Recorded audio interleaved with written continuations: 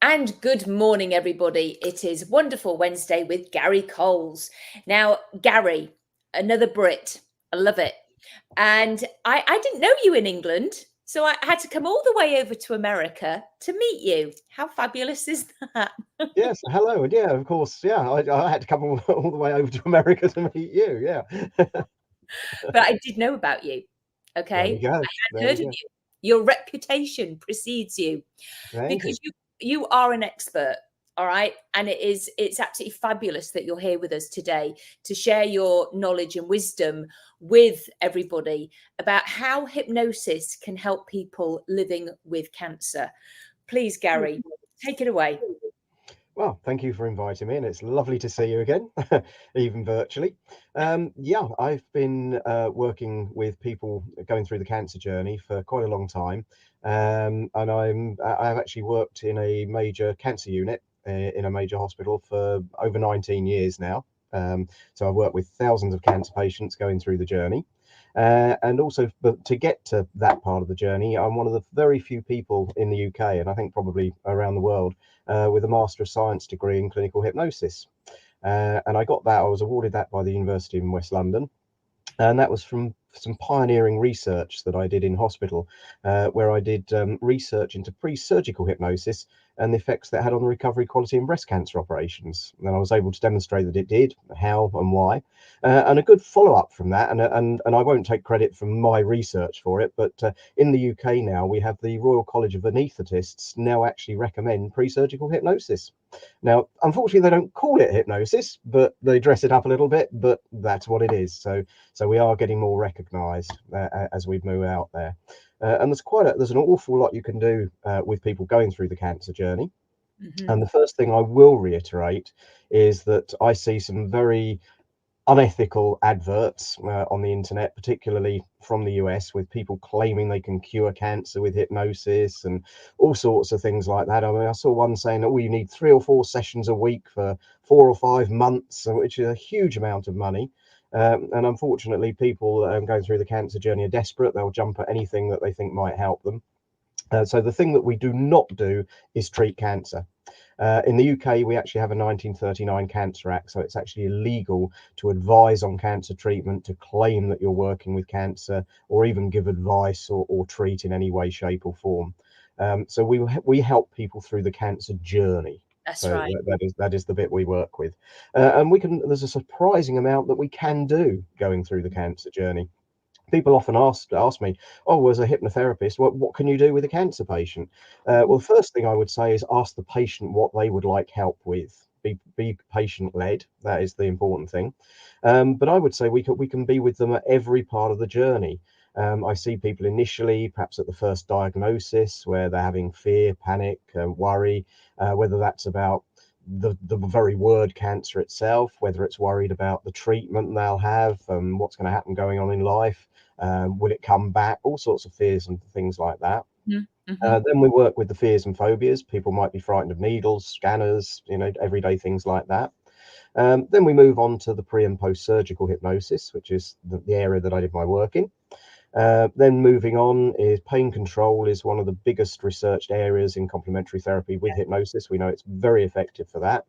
Hmm. But the area that I probably work most with in hospital in particular is actually side effects of treatment. So we're looking at things like anticipatory nausea for chemotherapy, sort of vertigo, dizziness, things like that, neuropathy, taste changes, all those types of things. We then work with some experimental areas. There's an area called psychoneuroimmunology, PNI for short, which is and it's a very scientific area. There's a lot of evidence there. It was started in the 70s by Dr. Robert Ada and his assistant, Nicholas Cohen.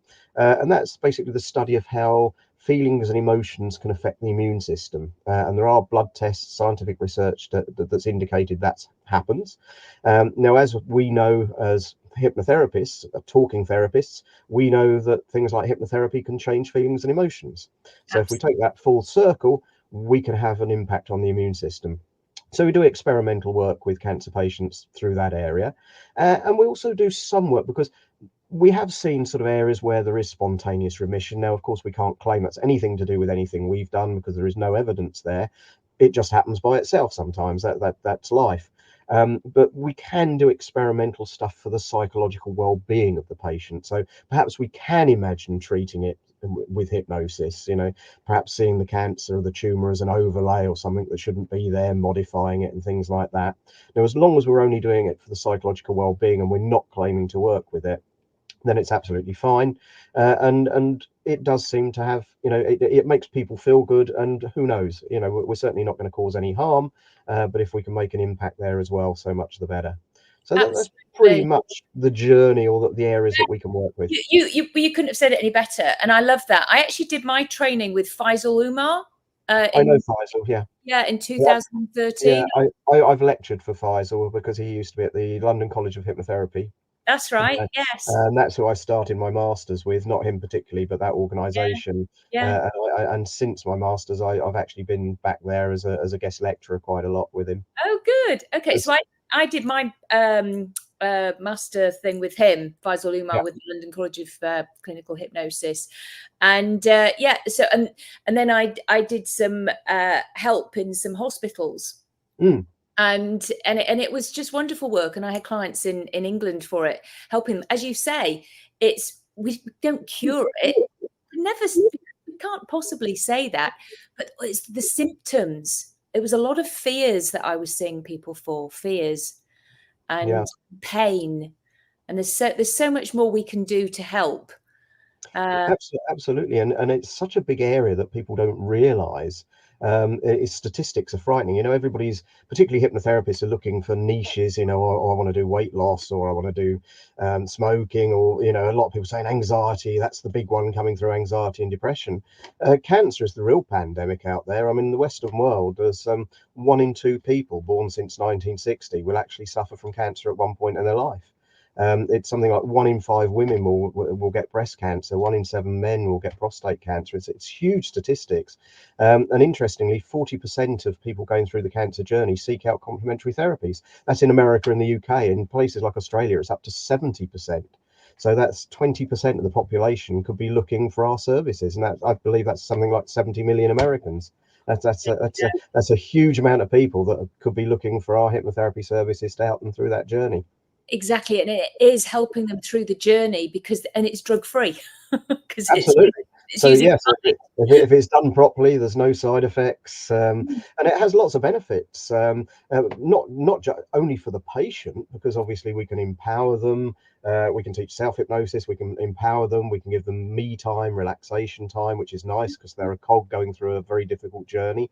But even from the hospital or the oncologist side of things, some of my research showed things that with pre-surgical hypnosis, they seem to have a faster recovery quality. So therefore, there's better psychological well-being. You can free up bed space. And another side effect that I actually found from my own research was that people that underwent hypnosis before surgery, a week later, they were actually perceiving that they were feeling less pain than the control group, and they were actually taking less pain medication. So therefore, we're saving money, we're giving them less meds, we're freeing up bed space. So it's a win situation all round. And also early on, for example, when we've got the diagnosis, all the fear, panic, and so on, a lot of people might have panic attacks, anxiety attacks, and we can take the pressure off of the nurses and the medical professionals by moving in and dealing with that sort of thing ourselves. That's right. So we can help everybody from every angle. Yes, and I always write a letter to the oncologist as well, checking that I've got their permission to work with a client who's living with cancer. And again, I saw somebody recently. They'd put a portal in here, and it had gone drastically wrong, and she had a massive panic attack, and they had to take it away. So she had to wait a few weeks. She called me, and so we did. She was going to have it on the other side. That's what they'd suggested. And so in hypnosis, we imagined her already having it. And then we did it again, and we did it again. And so that she'd already had it, probably this imaginary portal put in 5 times. So by the time she went, it was no big deal. And she had the portal put in, because that is what we can do in hypnosis, because the brain doesn't know when it's in hypnosis whether it's real or imagined, the actual procedure. So there's all sorts we can do in hypnosis. Yeah, absolutely. I mean, one of the simplest ways I even describe hypnotherapy nowadays is that one of the things that we do is teaching people how to imagine stuff differently, because that's what's the cause of half their problems. As you said, the mind doesn't know whether it's imagined or real. No. So if we assume that everything's imagined, if we can change the way they imagine stuff, then problem solved. Exactly. And so, Gary, you actually train this now. So Yeah. that's wonderful that you are training this to other people. And did you say, have you got some online things? Yeah, I do some live trainings, Mhm. and yeah, recently I've trained doctors in Belgium, psychologists in Bahrain. Um, I've certainly taught many hundreds of doctors, psychologists, even oncologists, surgeons, nurses, as well as hypnotherapists around the world. But I do online training. I've got some pre-recorded online training available. I also have a full course with lots of extras on a USB card for people. And I also have a script book as well, hypno-oncology script book. Now that can all be found with lots of more information, because obviously I see clients for this all over the world as well via Zoom, not just in the hospital and locally. But that can be found, as you see, hypno-oncology spelt like that with a dash in the middle or a hyphen, whatever people call it in different parts of the world. But it's hypnooncology.com. And in there you'll find the slash online, which is the online training, or the slash products, which is the script books and the USB cards. And at the moment, because I was actually doing a big conference over the weekend, everything is very hugely discounted. The online training is half price. The USB is virtually half price. So it'll be like that for a couple more days. So it's a good time to get into it now. Well, yeah, it really is, because, like you say, that it is the pandemic and I think dementia is as well, because, as you know, I see a Yeah, lot of people with dementia, and of course, you know, which to me is why I like seeing people who have significant emotional events, and all of this is getting a cancer diagnosis is a significant emotional event, absolutely. and it can cause a lot of panic and fear, and that is what we're all about. And so many of our colleagues, this is what we see people for day in, day out, and we can help them without extra medication. Yeah, which again, it's going, and there is a big movement, I think, for the general public. Anyway, I think not only in the US or in the UK, but I think worldwide, that people now want more of a holistic approach rather than medication. Yeah, because, and it's so interesting. I see people all the time. They go, "Oh, is that it?" And I go, "Yeah, that's all you have to do." And Yeah, it's like, "Oh, okay." And it's like, because they think it's going to be so much more, or that I'm going to make them do something weird, or just something. And it's anyway. yeah, Eventually, everybody will realize that yeah. it's such a helpful thing, and it's something that everybody goes into every day anyway. Hypnosis. Yeah, it is funny. I mean, there is still this big perception or incorrect perception. I find it with my hospital patients, I don't get anywhere near as an amount of time as I would do with private patients. So I don't get time to explain lots of things and so on. And I tend to do a first session with them. And quite often after a first session, they said, "But you didn't hypnotize me." And I say, "Didn't I?" And they said, "No, I was sitting there with my eyes shut, feeling really relaxed, listening to you talking to me." And I said, "Well, that'll be hypnotherapy then." They say, "Oh, is that it? Is that all that happens?" And I say, "Yeah, that's all that happens." And they go, "Oh." And it's only once I've done 2 or 3 sessions with them, they'll come up to me and say, "Well, I must have been hypnotized. I'm not doing this anymore. And this has changed and this has happened." Yeah, you have. You just didn't know what it was. Exactly, I know, because they just didn't feel like opening their eyes up. Yeah, It's we all go into it every day, and sometimes, and obviously with our eyes open, because there's yeah, like highway absolutely. hypnosis, watching a film, Yeah, a movie, and getting really involved and getting excited by it or crying with it. That is eyes open hypnosis. yeah, absolutely. You're just utilizing your imagination, and it's nothing to be scared of. So, as I say, everybody goes into it every day. Yeah, And so, but I love that you have really niched down into this area and to really specifically help people. And I mean, what's next for you? I mean, because I knew about PNI, psychoimmunology. I can never really say it very well. Yeah, But I always call it BNI because your mouth falls over it after a couple of times. from Faisal, in Yeah. 2013. And it's interesting because I know you brought it to HypnoThoughts Live. You were talking about it, and people go, "Oh, I'd never heard of that." And I thought, gosh, so maybe it's just something more in England. There must be over here in America as well. Well, Dr. Robert Ada was actually from the US. All his research was done in the US. So Right. yeah, so it's bigger over there. And there's more modern research on it that's now looking particularly in the use in the cancer arena, and showing that things like even giving people coping strategies, teaching them things, getting more social bonds, and all sorts of other things can also all be put in part of this holistic sort of overview, which does seem to have a great impact on the immune system for people going through the cancer journey. So there is a lot to that. And for anybody on your side of the pond, you mentioned I did it HDL Live at one point. I'm actually talking on that specific subject actually in October at the Mid America conference in Chicago. I'm actually Great. presenting on psychoneuroimmunology there. So There you go. Okay, so yes, well, I'll see you in Chicago then, won't I? indeed, yes. So this is the Chicago Mid America Conference, October. I think it's the 18th, 19th. I believe it's the 18th to the 20th. Yeah. Yeah. So jolly good. Yeah. And then I'm training the bunny talk process on the Monday. Cool. So I know I'm excited. But Yeah. right now, I also want everybody to know I did share your podcast that you did with Adam Cox. Oh yeah, yeah. Because you actually did a recording in there, didn't you, for people? Yes, we did a demonstration that people can use, a demonstration of, I always say the most important thing with working with somebody going through the cancer journey, the most important thing to do is stabilize the patient. That is the first thing you need to do, is stabilize them. And unless they need an emergency intervention, i.e. they're going through a panic attack or something like that, I find as a first session, something like a progressive muscle relaxation, because it's a nice and gentle, and then I do a form of sort of anxiety or negative emotional release in a disassociative way, where they get the option of whether they want to keep it but be dissociated from it, or whether they want to get rid of it once and for all. And then we follow that up with some ego strengthening. I find that's a pretty good sort of thing to do as a first session. And yes, on that particular podcast, we actually did a full demonstration of that people can actually use if they want to.